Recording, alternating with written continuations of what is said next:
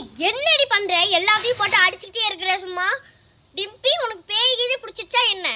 அவளுக்கு தான் பேய் பிடிக்குன்னு பார்த்தா உனக்கு பேய் பிடிச்சிருச்சா? லூசு மாதிரி பேசிட்டு இருக்க. எல்லாத்தையும் அடிக்கிற. என்ன வந்துச்சு உனக்கு? இங்கே நைனிகா என்ன ஆவான்னு தெரியல. நம்ம சீக்கிரம் காட்டுக்கு போகணும். எல்லாரும் இப்படி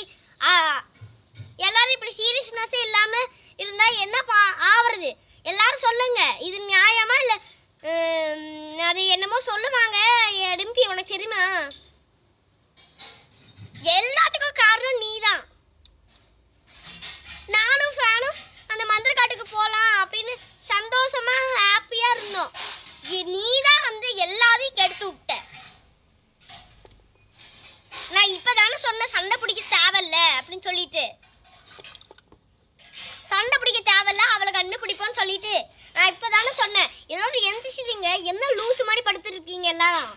இந்த கிஸ்ஸி பிள்ளை இங்க. கிஸ்ஸி பிள்ளை. ஆமால நம்ம கண்டுபிடிக்கணும்ல. எல்லாமே தள்ளி விட்டடி நின்னு. கிஸ்ஸி கொஞ்சம் கூட அறிவே இல்லையாடி உனக்கு? வாங்க போய் கண்டுபிடிப்போம். கொஞ்சம் நேரம் கழிச்சு கொண்டு போவோம்ப்பா. எனக்கு ரொம்ப டயர்டா இருக்கு. அந்த லூசுக்காரி ரிக்ஷாவை எடுத்துட்டு போயிட்டா. நடந்து போக வேண்டியது தானே. என்ன வந்துச்சு அவளுக்கு? 5 கிலோமீட்டர் இருக்குல்ல, அவ மட்டும் எப்படி தனியா நடந்து போவா? லூசுங்களா நீங்க எல்லாம்? வீடே பாருங்க அலங்கோலமா ஆக்கி வச்சிருக்கீங்க. ஆமா இன்னைக்கு என்ன டிஃபன் ரீ கிசி? இங்க இவ்ளோ பெரிய பிரச்சனை போயிட்டு இருக்கு. உனக்கு டிஃபன் தானே முக்கியமா? சரி வாங்க, அவளை அப்புறமேட்டு பார்ப்போம். நம்ம ஃபர்ஸ்ட் டிஃபன் செய்வோம். ஆமா நீ சொல்றது கரெக்ட் தான். எனக்கும் பசிக்குது. வாவ சமைப்போம். கிசி வா சமைப்போம். நீங்க எல்லாரும் படுத்துடுங்க. நான் 5 நிமிஷத்துல சமைச்சு எடுத்துட்டு வரேன்.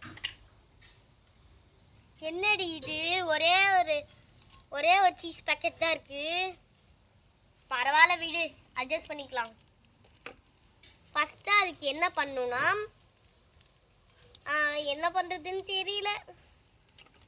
இந்த ஆரிகானோ சீஸ் மட்டும்தான் இருக்கு. பீஸாவும் இந்த கிசி தின்னுட்டா. யார் போய் சொன்னா? நானா சாப்பிடல, இந்த டிம்பி தான் தின்னா.